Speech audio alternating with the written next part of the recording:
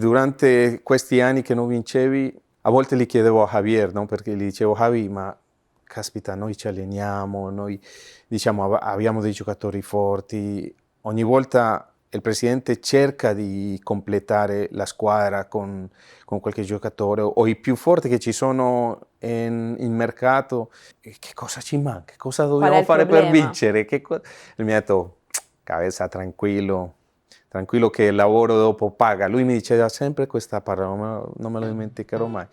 Tranquillo che il lavoro dopo paga, vedrai che arriveranno i trionfi. No, e così è stato. Le vittorie, tutto e così è stato.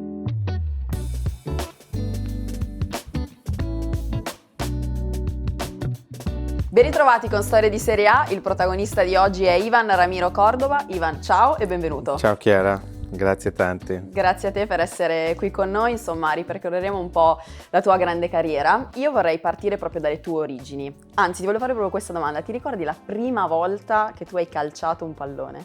Ma sì, un piccolo ricordo molto, non tanto chiaro, però ricordo che con mio papà, siccome lui giocava amatorialmente, giocava nella squadra dove lavorava, un giorno mi porta quando faceva lui la partita, è quel ricordo che ho dai miei primi contatti con il pallone. E lì hai detto, però, Sì, e da questa cosa lì qua potrebbe piacermi. non l'ho più abbandonata.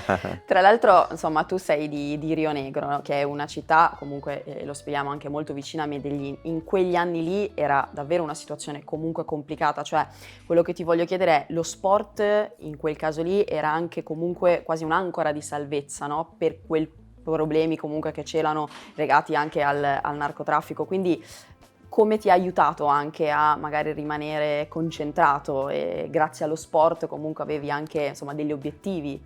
Sì, assolutamente, quel periodo è stato, diciamo, una pagina molto difficile della nostra storia, perché a parte il narcotraffico c'era anche, diciamo, le guerre fra i diversi gruppi armati che erano un po' dappertutto nel nostro paese, ma soprattutto quella zona, Medellin, era un conflitto quotidiano fra i due cartelli, Medellin, quello del Medellin e quello di Cali, e c'era la preoccupazione normale da tutti, solo che quando sei piccolo sai questa cosa della paura, è quasi come che, non lo so, pensi che non deve succedere mai a te, o pensi solo a giocare, a divertirti e ovviamente avere quell'obiettivo di fare lo sport, giocare a calcio,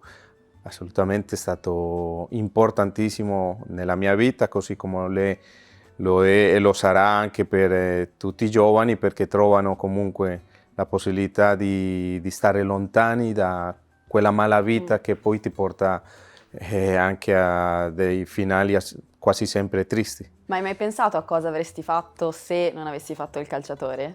Ma non lo so, allora io fino a un certo momento ho studiato cercando di seguire ovviamente gli insegnamenti da mio papà e mia mamma, che mi hanno sempre detto: tu la prima cosa, la tua prima responsabilità è quella di studiare, perché è quella che ti darà la possibilità in futuro di fare qualcosa in maniera professionale. E quindi avevo quasi che ero invitato a andare bene allo studio, perché Per se no non avevo giocare? la possibilità di giocare, quindi non potevo andare a allenarmi o far parte della squadra di Rio Negro se non andavo bene a scuola. Quindi per me la prima responsabilità è stata lo studio, e dopo va bene, così ho avuto, diciamo, la possibilità di andare a allenarmi, perché era comunque difficile, perché il mio studio comprendeva due parti, no? La parte accademica al mattino e la parte tecnica nel pomeriggio, dove sceglievi qualcosa di fare tipo meccanica, elettricità, disegno grafico, e quindi era molto completa la giornata. A volte dovevo non andare a scuola per allenarmi, rischiando anche di perdere le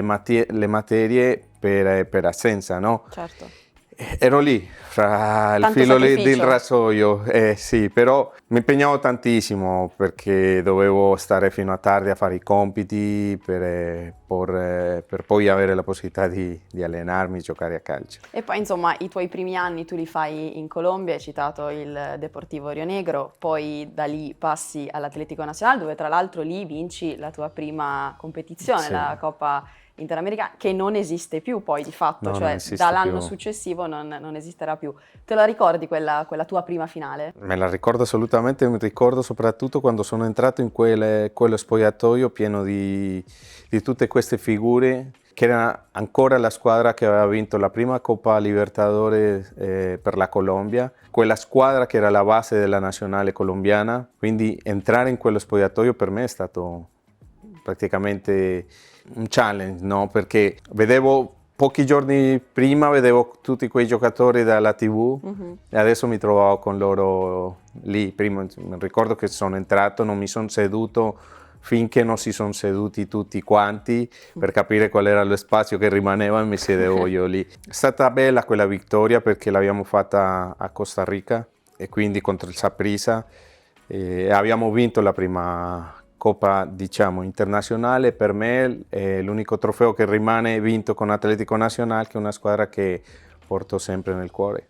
E da loro hai imparato tanto, cioè poi quegli insegnamenti lì ti sono serviti poi nel Cordoba che arriverà poi all'Inter dopo? Sì, assolutamente sì, perché lì diciamo che parte quel sogno Da lì, di, ok. di fare il calciatore professionista a un certo livello.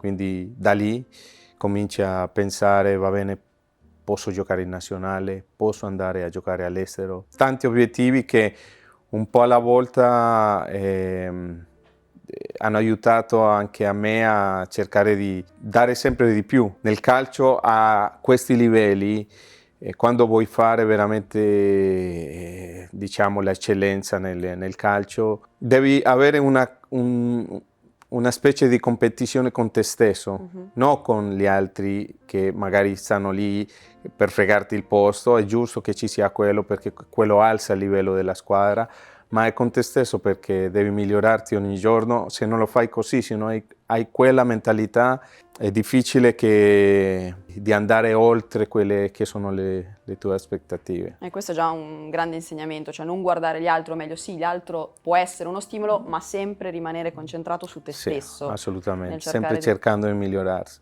Questo è già un primo insegnamento che ci dai, ma in quegli anni lì di calcio, insomma, colombiano, avevi un idolo? Sì, Chi Andrés era? Escobar. Era Andrés Escobar. Sì, che ha avuto una storia molto sfortunata, però diciamo che ha lasciato nella memoria di tutti i colombiani, di tutti noi, un messaggio così forte e profondo da lui come calciatore, come professionista, come persona, che vive ancora il ricordo e vivrà per sempre. Per me, io vederlo in TV, vederlo come giocava con Nacional, con la nazionale colombiana, era un spettacolo.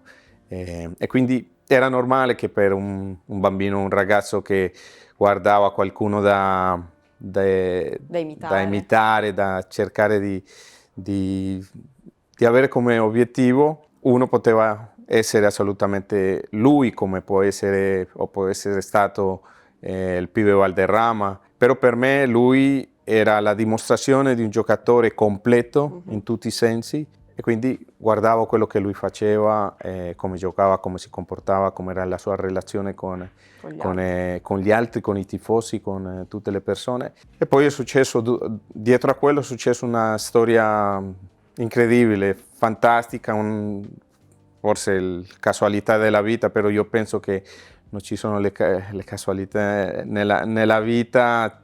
Io penso che è il destino che aspetta lì per uno e quindi uno deve essere pronto per quando arriva. E tu poi di fatto in nazionale erediti quella maglia lì, la maglia numero 2. È vero che tu hai chiesto esplicitamente alla federazione che avresti voluto indossare quella maglia? Allora, la federazione no, perché lì era già, diciamo che il tempio del calcio ed era già stata messa via la maglia e quindi non me la sentivo neanche come quel coraggio, o non lo so, non era giusto andare lì e chiedere la numero 2. Sapevano che a me piaceva giocare con la numero 2 e in Nacional de Medellín erano diversi mesi che giocavo con un'altra maglia, Ok. se non ricordo male la numero 17, però quando sono arrivato in Nazionale ho cominciato a fare le prime partite, dopodiché un giorno mi prende l'allenatore che aveva avuto Andrés Escobar nell'ultimo periodo e che ha detto di tenere la maglia da parte Andrés Escobar e mi ha detto, dopo 3 anni, no, che la maglia era stata messa da parte, mi ha detto: Ivan, tu devi indossare questa maglia perché questa maglia deve continuare il suo percorso. Quindi noi abbiamo un ricordo di Andrés Escobar che è molto bello, ma non dobbiamo chiuderlo e lasciarlo lì. Quindi io trovo in te tante qualità, tante condizioni che penso che tu sia la persona giusta per indossare questa maglia e continuare con quel legato, quel legacy Certo. che ha fatto Andrés Escobar. Non ci credevo in quel momento perché infatti io non mi sono mai neanche posto il problema di andare a chiedere la maglia perché per Era me troppo era qualcosa di delicata. sacro. Però quando il mister mi ha detto questa cosa, ho detto, caspita, incredibile. Allora, con più responsabilità, ma con più consapevolezza di avere quella maglia addosso, l'ho presa e ho cercato da quel momento in poi in fare da quel numero qualcosa di importante, ovunque sia andato. E poi qualcosa di importante è arrivato, perché poi nel 2001 la Colombia vince la Coppa America, la sua prima della storia. Tu ovviamente sei il capitano. In quel momento lì che cosa realizzi? E ti chiedo anche se quello è stato secondo te il punto più alto per il calcio colombiano o se poi, quando poi tu vincerai la Champions League con l'Inter, un colombiano che comunque ha fatto la storia nell'Inter e arriva addirittura a vincere la Champions, vale ancora di più rispetto a quel momento del 2001. Sono due cose con un valore enorme, emotivo, perché vincere per la tua nazionale, per il tuo paese, per la tua gente, la tua famiglia, per tutte quelle persone che sono state vicine a te nel tuo percorso di crescita, è bellissimo. Vincere per 45 milioni di persone ha una sensazione pazzesca. Non saprei come descrivere quando ho fatto quel gol e dicevo siamo vicini a fare qualcosa di importante che rimarrà nella storia e fino adesso rimane ancora, purtroppo, perché avremmo dovuto vincere qualche altra Coppa America nel frattempo, però poi quando si arriva all'Inter ovviamente che gli obiettivi aumentano, la voglia di vincere questa benedetta Champions League era incredibile perché da quando sono arrivato la gente ti diceva, i tifosi non ti dicevano lo scudetto, ti dicevano la Champions.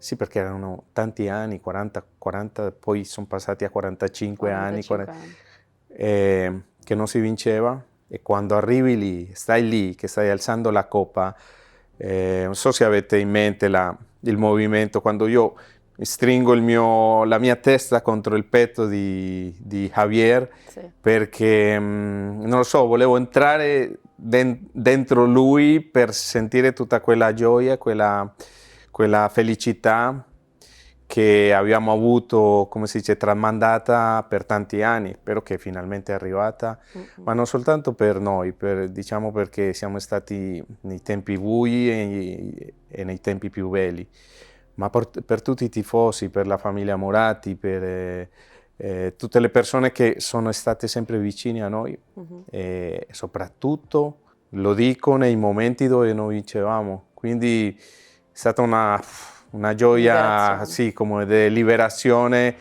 dare alla gente questo che ci aveva sempre chiesto per tanti anni. Sì, sì, c'è proprio l'immagine, la fotografia di te, Zanetti e Cambiasso che siete in prima fila e lì, ecco, ripercorrendo, perché giustamente tu hai detto, quando tu arrivi all'Inter comunque sono 4 anni, 4 stagioni difficili dove non vinci nulla, dove non vincete con una nulla, squadra con una molto squadra importante. forte. Sì. Ecco, lì non hai mai avuto magari un ripensamento del dire, perché ovviamente sappiamo che su di te c'era stato l'interesse del Real Madrid, quindi comunque la squadra che per eccellenza fa della Champions League la sua grande storia. In quegli anni difficili tu non hai mai pensato di dire potevo andare là, oppure forse hai titubato in qualche situazione? No, quello no.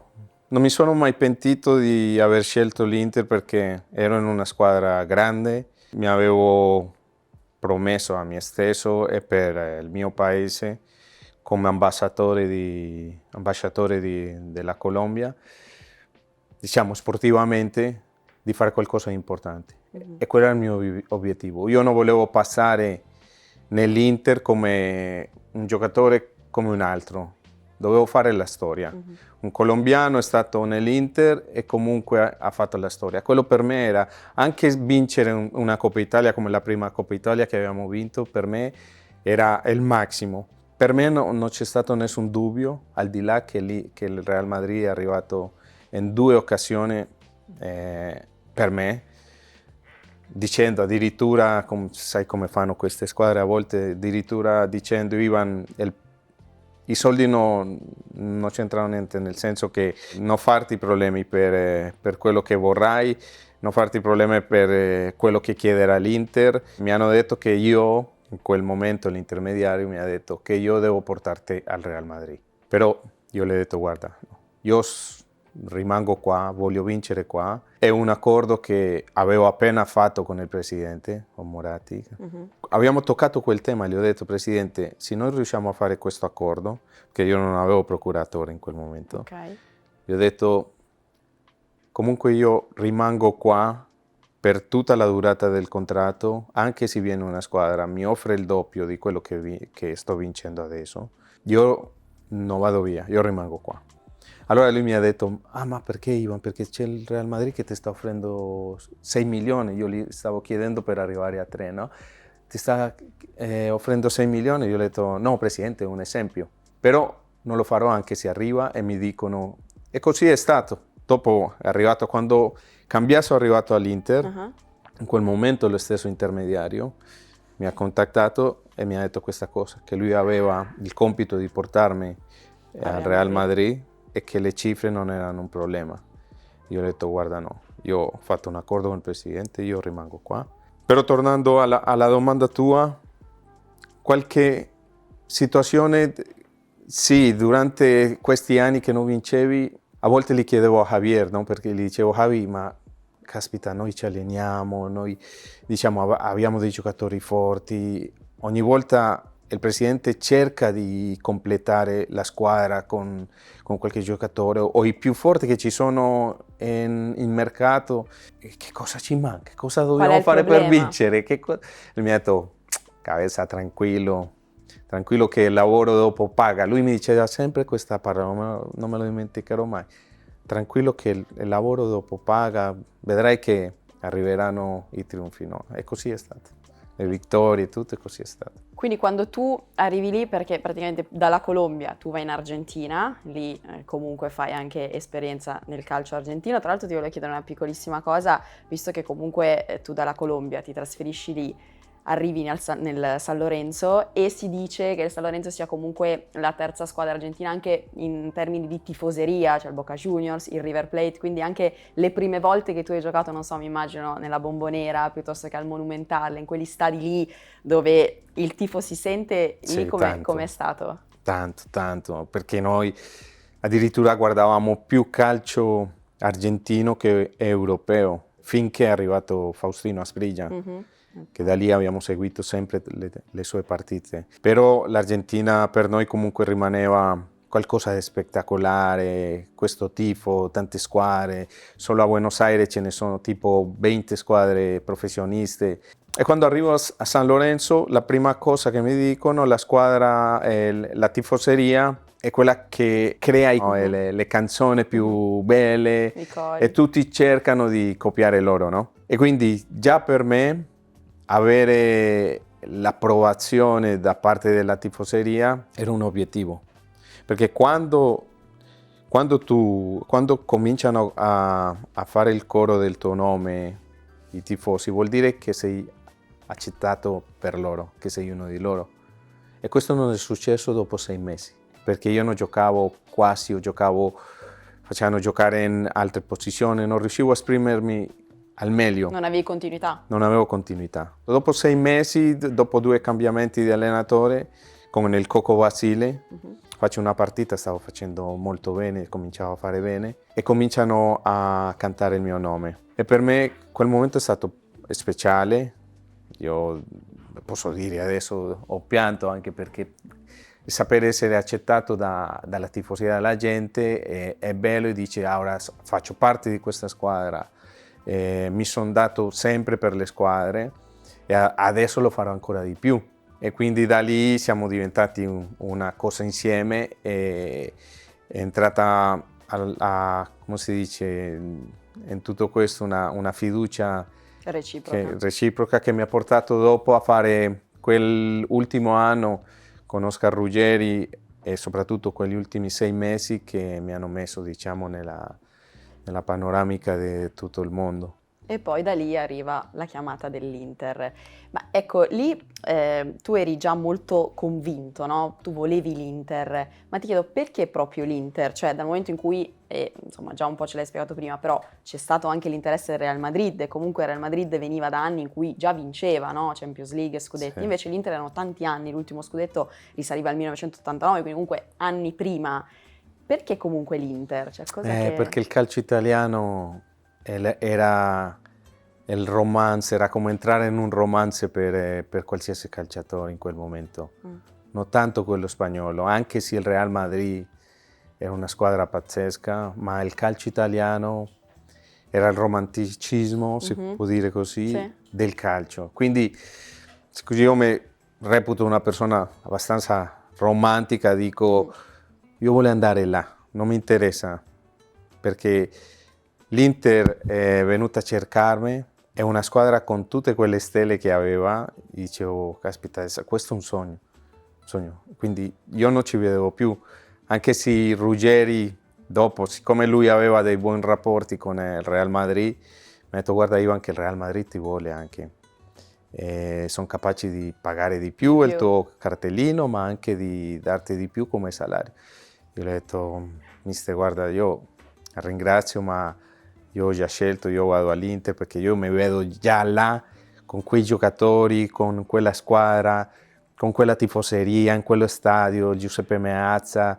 No, per me non c'è stato nessun dubbio. E ti ricordi la prima persona che hai visto e che hai incontrato una volta arrivato a Milano, all'Inter? Io ricordo soprattutto questo primo appuntamento con il presidente Moratti, perché dopo aver fatto gli esami mi hanno portato dal presidente e da lì le prime parole che lui mi ha detto me le sono messe nella mia testa, nel mio cuore.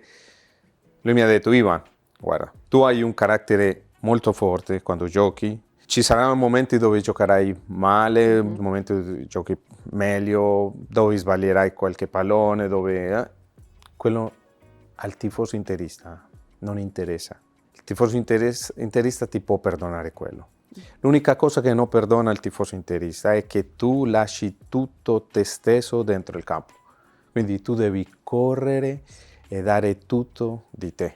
Con quello sarai tranquillo che tu puoi rimanere qua per tutto il tempo che tu vuoi. Anche se i risultati all'inizio non sono arrivati. Sì, anche se i risultati all'inizio non sono arrivati. Quindi quello era la forza, era il motore che comunque ti spingeva a voler rimanere lì.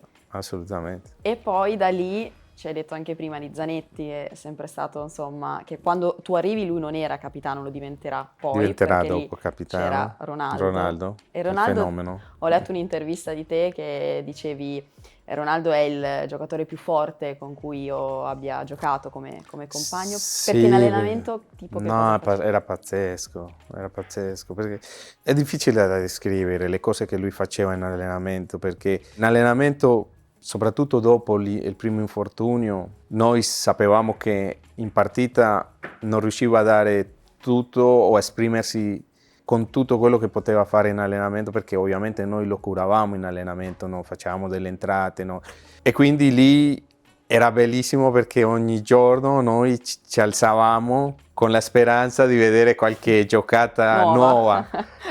Era una situazione particolare perché avevi un giocatore lì che era quasi come guardare alla TV, però era reale, no? Era bello, è stato un bel periodo.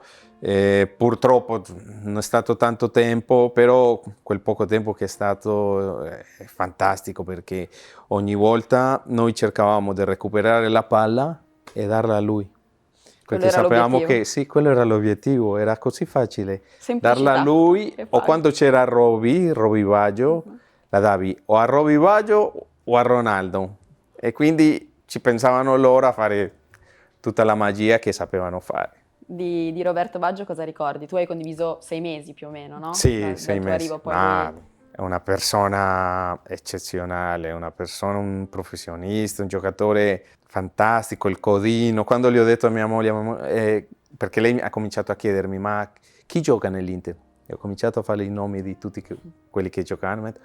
Il codino gioca nell'Inter. E ho detto, sì, gioca lì. Caspita, no, andiamo là. Per noi in Colombia Roberto Baggio, diciamo, significava il calcio italiano. Essere compagno suo, ma non soltanto condividere tutte le sue esperienze, parlare con lui, che così di una facilità quando ti siedi con lui a parlare, a chiacchierare. Ovviamente uno lo vedeva come qualcosa di irraggiungibile, no? Però avendolo lì capisci perché un giocatore è riuscito a fare tutto quello che ha fatto. Parte comunque anche da una grande umiltà. Lui Molto, e tanti sì. dei tuoi compagni, grandi campioni, poi di fatto lo siete stati tutti, però avevano questa cosa in comune, il fatto di essere molto umili e molto predisposti al lavoro, questo era... Sì, e soprattutto anche perché quella cosa ti veniva da un esempio che avevamo noi, che era il nostro presidente. Il modo Cosa è in stato cui... per te, Moratti? Più di un papà, penso. Una famiglia, lui era il significato di una famiglia.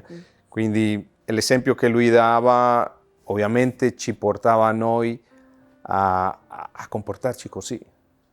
Lui ci diceva, ragazzi, la cosa più importante sono i nostri tifosi. Lui ci teneva tanto ai tifosi, a tutta questa gente che faceva tanti sacrifici, che fanno tanti sacrifici anche per andare allo stadio e vedere soltanto una partita, o quelli che viaggiano in continuazione dappertutto. Quindi lui ha cercato sempre di avvicinare i giocatori ai tifosi, e questa è una cosa che mi porterò sempre nella mia vita e cercherò di fare sempre in quello che faccio o in quello che farò più avanti, perché questo contatto ci deve essere sempre, perché quando le cose diventano troppo separate, secondo me c'è qualcosa che non funziona bene. Prima di arrivare agli anni in cui poi iniziate a vincere tutto, ti riporto ancora un po' negli anni dove c'erano le prestazioni, c'erano i grandi campioni, ma mancava magari l'ultimo tassello legato alle vittorie, in particolare la semifinale di Champions League contro il Milan, quella del 2002-2003. Perché ti dico questa cosa di Shevchenko, che lui ha detto un interista che me ne ha dato di santa ragione è stato Cordoba. Poi però subito dopo mi chiedeva anche, no, mi dispiace, cioè nel senso, questo per sottolineare quanto tu fossi tanto competitivo quanto poi una persona anche con dei valori belli che fanno parte dello sport e della tua persona. Ma io ti voglio chiedere, in quella circostanza lì del gol che lui poi fa, Sheva, non so se hai mai, penso di sì, avuto modo di rivedere. L'ho guardata poche volte, perché volte. mi fa male qua nel ecco. cuore, però... Ma tu avessi cambiato qualcosa, tornassi indietro nel tuo movimento, poi sei stato anche sfortunato. No, lui è stato bravo, no, lui è stato bravo, comunque è un giocatore fantastico, Sheva. Quello ha aiutato anche comunque a me ad essere ancora meglio come giocatore, perché se no io non avessi affrontato Sheva, questi giocatori così, Inzaghi che era sempre lì al limite del fuorigioco, sicuramente non sarei stato così competitivo, perché è normale quando affronti questi giocatori fortissimi, quindi tu devi sforzarti di più, devi avere qualcosa in più, se no non riesci, rimane lì come tutti gli altri. E questa, in quella situazione lui ha avuto la meglio, e perché sicuramente è stato più forte lui in quel momento lì. Non mi pento di se ho fatto o non ho fatto il movimento giusto, c'è stato un rimpallo, il rimpallo è rimasto a lui e è andata così. Voleva dire che non doveva essere in quel momento, dovevamo Arriverà aspettare poi. altri 7 anni perché succedesse. Che è un fattore, il tempo, che oggi esiste ben poco, cioè ormai Sì, tutto deve arrivare subito, invece subito. nel vostro caso no, voi avete piano piano, cioè come ti Sì, spieghi però questo? piano piano, però ogni volta che partivi la stagione, quello era Dovevamo vincere. l'obiettivo, però ovviamente era molto difficile. Però io penso che diciamo, da quei momenti lì, da Cooper, noi abbiamo cominciato a costruire una mentalità forte Forte. per arrivare a quello che siamo arrivati dopo. E lì hai citato Cooper, il famoso Lazio-Inter 4-2, hai sofferto di più lì o nella semifinale di Champions League persa contro il Milan? Una bella domanda. No? Sono due sofferenze grandi, però dopo, con il senno del poi, tu dici ma va bene così, perché alla fine con quelle sofferenze così profonde, così forti, diciamo che quando è arrivato quel 2010 e ancora prima, che cominciavi un po' come si dice, a sentire l'odore a quella vittoria, e arriva e vinci, non c'è gioia più bella di quello, perché pensi al 2001, al 2003, a tutte quelle sconfitte, tutti quei momenti difficili che quando andavi dappertutto in Italia ti dicevano, ti cantavano, non vincete mai. Quello era pazzesco. Forse quello faceva più male ancora. Di tutto. Di tutto. Tutte le tifoserie ti cantavano quello. Non vincete mai, non vincete mai, non vincete mai. E quindi quando noi vinciamo la prima Coppa Italia, caspita, è come se ti togli, non lo so, una tonnellata di tutti questi non vincete mai. E tu lì la addosso. vinci con la fascia da capitano perché Zanetti era impegnato Sì, con l'Argentina, quindi lì ha avuto un valore anche aggiuntivo per te avere anche la fascia da capitano? sì, è stato bello, non lo nascondo, perché ovviamente alzare un trofeo con una maglia così importante è bellissimo, e pensavo a tutta la gente in Colombia che stava guardando, che vedeva che finalmente un colombiano poteva vincere con una squadra grande in Europa e da capitano. Quindi per me è stato un grande onore, perché fare il posto di Javier, che apparteneva a lui e solo a lui, è stato un grande onore, e mi dispiace per lui che non c'è stato, però poi ha avuto altri Se le è prese. 14 trofei da Le sue alzare. rivincite poi se le riprese. Quando arriva Mancini, che cosa porta nel vostro gruppo Roberto Mancini? In particolare a te che cosa ti chiedeva? Che tipo di rapporto avevate? No, vabbè, allora lui ovviamente aveva un'esperienza del calcio italiano che l'abbiamo capita subito. Siamo concentrati molto sulla parte tattica, tante volte era anche un allenatore molto pratico, esigente come devono essere gli allenatori a quel livello. A me chiedeva di cercare di giocare sempre. A volte avevo qualche molestia piccola e lui mi chiedeva di fare un sforzo per andare in campo. E lo fai sempre, assolutamente, perché quando hai questa fiducia dell'allenatore, tante volte ti metti in rischio anche te stesso. Non pensi prima a te, pensi al gruppo, pensi alla squadra, e vai dentro cercando di dare il meglio, forse anche giocando con il tuo futuro. Però In quel quando sei momento lì. calciatore fai parte diciamo, come di una squadra che era compatta, e dici no, non c'è problema, se mi faccio male va bene, ma faccio questo sforzo per tutti i miei compagni, per la squadra. E poi invece il cambio da Mancini a Mourinho, arriva José Mourinho, anzi prima partiamo dal tuo terzo figlio che si chiama José. Sì, José. Juan José. Allora, non c'entra niente con il mister. Niente, Perché niente. no, non c'entra niente con il mister, perché poi lui è nato prima e quindi il mister è arrivato dopo. No, non c'entra niente con lui. A noi piaceva molto, questi due nomi piacevano molto, Juan José, poi si dà il caso che è arrivato il mister e qualcuno ha collegato questo Esatto. con il mister. Tanti hanno Però sempre pensato, no, sì, che ci fosse questo però collegamento. no, no. Quando lui arriva, ovviamente sta arrivando Mourinho. Hai un'idea di un allenatore che le sa tutte, Mhm. no? Però quando arriva e comincia a parlare con te e comincia a parlare con la squadra e con tutto quello che fa, capisci perché è Mourinho. Perché non gli sfugge niente. Zero. Ci sono stati tanti insegnamenti da parte sua, Tipo, ne diciamo, ricordi uno in particolare? uno in particolare che a me ha colpito è che lui ha una capacità di far tirare fuori a ogni giocatore il massimo, ma seguendo una linea sua che con i modi brutti, buoni, quindi lui ti porta a dare il massimo anche cercando di far uscire da te la rabbia, la impotenza.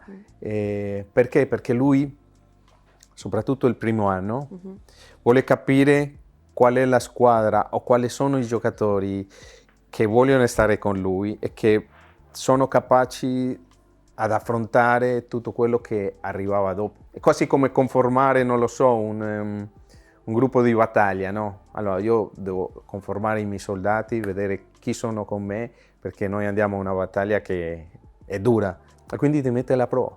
A volte ti stuzzica, a volte non ti fa giocare non Per vedere anche per vedere come come la tua reagisci. reazione. Sì. E a volte, anche se non ti fa giocare tipo per un mese, è probabile che ti metta la partita più importante che c'è in quel momento, tipo un quarto di finale di Champions, o una semifinale, una cosa così di Coppa Italia o una finale di Coppa Italia. E perché? Perché lui sa che quella squadra, comunque tutti i giocatori, tutti i 23-24 giocatori, sono lì per lui in qualsiasi momento lui abbia bisogno. Questa è la cosa più importante che ha lui. Ma è vero che dopo quella sconfitta a Bergamo contro l'Atalanta per 3-1, tu avevi giocato tutti i 90 minuti, c'è stata poi quella litigata con Mourinho, però poi quella vi è servita per costruire il gruppo, proprio il ciclo che poi vi ha portato a Sì, vincere. sono successe tante cose. Che se noi, diciamo, scriviamo un libro e mettiamo tutte le cose che sono successe nel spogliatoio, si può fare un'altra storia su questo, no? Tutto quello che sanno al di fuori di... Adesso ormai si sa tutto, no? Perché adesso si racconta tutto quello che succede nel spogliatoio e tutto, però non solo quella cosa che è stata molto forte, perché erano le prime partite, lui aveva sempre detto non sentirete mai parlare male a me da un mio giocatore. E quindi quello al giocatore gli rimane in testa e quasi che idolatra quella persona, dice questo è il nostro protettore, questo, capito? No? Quando succede la prima cosa, e la prima cosa che succede è quello che lui esce e parla male di me, nel senso dice no, non è possibile che un giocatore così, adesso rideremo e sicuramente lui quando lo verrà riderà anche lui e ha detto, mi ha dato anche degli anni in più, io avevo 32 e mi ha detto no, ma non è possibile che un giocatore come Cordova, così esperto, a 34 anni, si faccia fare un gol così, e per quello, se volete una spiegazione, per quello abbiamo perso, però lui è furbissimo, abbiamo perso il primo tempo, il secondo lo abbiamo vinto noi, perché il secondo tempo abbiamo fatto noi un gol, il primo tempo ci hanno fatto 3 gol, lui aveva queste cose, però E poi dopo, tu il lì... giorno dopo c'è stata una riunione, lui ha convocato la riunione e lì ci siamo detti tante cose in faccia, tutte quante, però diciamo che, come hai detto te, da lì è cominciato qualcosa di... Ancora più fiducia?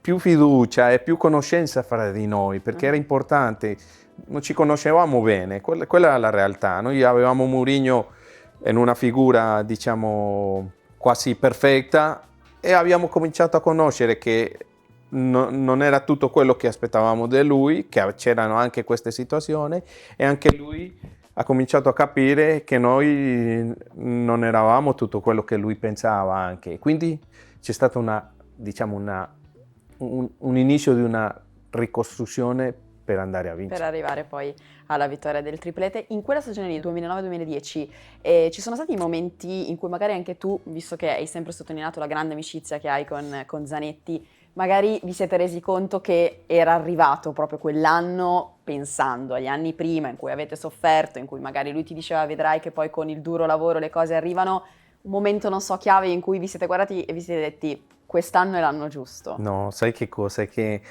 nella mentalità del calciatore queste cose a volte non li pensi tanto, perché è quasi come se li bruciassi, no?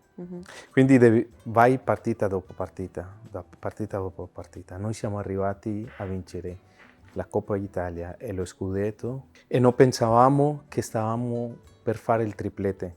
Quindi noi pensavamo solo a fare quella finale e vincere, però dietro a quella finale c'era una storia pazzesca, no? Perché era fare il triplete, dopo 45 anni vincere la Champions League. Quindi non lo fai perché a volte è peggio, ti riempi di una responsabilità esagerata, la devi vivere.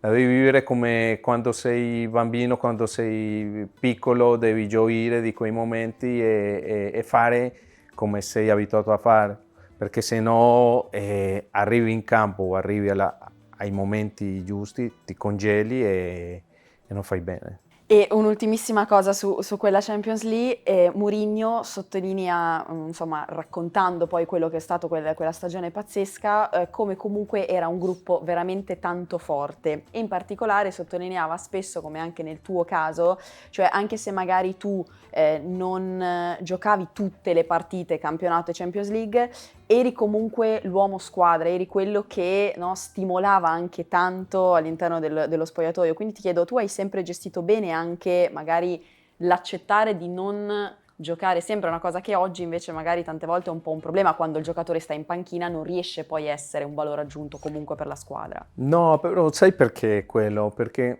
succede quando a volte tu sei in panchina, comunque anche in panchina, se tu ti senti parte della squadra, o te lo fa sentire anche l'allenatore, i compagni di sicuro te lo fanno sentire, ma l'allenatore ti dà come quell'importanza delle tue capacità anche se non giochi, quello è importante, allora ti porta di più a darti tutto te stesso. Mourinho ha fatto quello, Mourinho in diverse situazioni, diciamo, mi ha messo come esempio, diceva ai ragazzi, io sento tanti chiacchierare, tanti parlare, i giornalisti, sono bravi a parlare i giornalisti, così diceva. Siete bravissimi a parlare con i giornalisti, belli, eh? Però ragazzi, vi dico una cosa, quando voi vi allenate, quando vi allenerete, almeno a un 10% da quello che fa quel signore là, che ha già tanta esperienza, che non lo faccio giocare, ma che è il primo che viene qua a allenarsi, fa tutto quello che gli chiediamo, no? Ed è lì pronto per quando a me mi viene la voglia di farlo giocare, no? Quando voi riuscite a fare un 10% da quello che fa lui, forse vi faccio giocare. È inutile che state lì a parlare con i giornalisti, tutte le cose. Non funziona così. Però quando tu capisci che ci sono queste cose, lui sa che ha comunque un gruppo forte, un gruppo che in qualsiasi momento chiama a chiunque di noi ed è lì per lui, per la squadra. Così è successo con me, è successo con Montari, anche che è stato un sacco di tempo senza giocare, con Eto'o quando non voleva fare il ruolo che lui diceva, secondo me nella mia Inter tu devi fare questo ruolo e Diego deve giocare da 9. Eto'o non era molto convinto, allora Eto'o non ha giocato. Dopodiché, qualche giorno, Eto'o ha detto, ma sai, ma secondo me penso che mi potrei adattare a quel ruolo lì. Poi è diventato impressionante, così importante per noi in quella fase finale, in quel ruolo. Ed era quello che gli chiedeva José Mourinho. Quindi questa è la sua famosa capacità di entrare in testa nei giocatori, sì, questa è la sua più grande qualità. E quindi chiudiamo il cerchio, quando tu alzi quella coppa finalmente, dopo i 45 anni che l'Inter non la vinceva, la Champions League, insieme a Zanetti, con insomma l'immagine che abbiamo descritto prima, se tu ripensi al bambino partito dalla Colombia, che cosa puoi, insomma, qual è la vittoria più grande, l'immagine di te che dici ce l'ho fatta, cioè come la identifichi quel momento lì? No, non lo so, perché non me lo immaginavo neanche da piccolo. Non era neanche un sogno forse, era No, talmente grosso? andava oltre ai sogni. È qualcosa, per me in quel momento, quando ero piccolo, il mio sogno era fare il giocatore professionista. Dopodiché pensi, quando arrivi in Nacional de Medellín o a Rio Negro, dici magari giocare all'estero, vestire la maglia della nazionale, ma fino lì giocare all'Inter, la possibilità di vincere una Champions, diciamo che per la nostra realtà in Colombia era qualcosa di irraggiungibile. Quindi quando sei lì e stai alzando quella coppa, dici no, questo è troppo. È troppo. E così comunque io mi sono sentito sempre in tutti questi anni che è stato poco quello che abbiamo raggiunto nei confronti del tifo di tutto quel sostegno che abbiamo ricevuto dalla nostra tifoseria in tutti quegli anni. Se tu metti tutto quel sostegno in 12 anni di carriera mia, parlo di me, e i 15 trofei con la Champions, secondo me siamo rimasti in debito con i tifosi, però va bene, io penso che adesso con questa squadra che c'è adesso quelle si stanno riprendendo. Altri successi, continuando quello che avete fatto assolutamente. Voi. Dove si vede Ivan Ramiro Córdoba nel 2035? Io mi vedo assolutamente vicino alla mia famiglia. Infatti ieri ero con il mio piccolo a letto, che lo mettevo a letto, ero lì con lui, che sono sensazioni che dice, caspita, domani quando saranno grandi queste cose faranno le loro strade. E quindi pensavo all'intervista di oggi e a un domani io mi vedo assolutamente con la mia famiglia, condividendo con loro. Ovviamente ognuno avrà le sue cose, però cercando di avere sempre quegli spazi insieme, tutti insieme, che cerchiamo di avere. Qui in Italia? Qui in Italia, a dove sarà, perché dipende, sono 4 figli, quindi non sappiamo a dove andranno a finire loro. Però soprattutto mi vedo, o spero di avere la possibilità di essere di guida per il calcio colombiano, di aiutare che il nostro calcio diventi un livello più importante, nel senso come struttura, come sistema di evoluzione, che deve essere più alla pari degli altri campionati, perché noi abbiamo i giocatori che sono forti, come nazionale siamo forti, però ci manca ancora un lavoro dietro che va, credo che è migliorato. Io ovviamente cercherò di mettere tutto me stesso, se ci sarà quella possibilità, non lo so.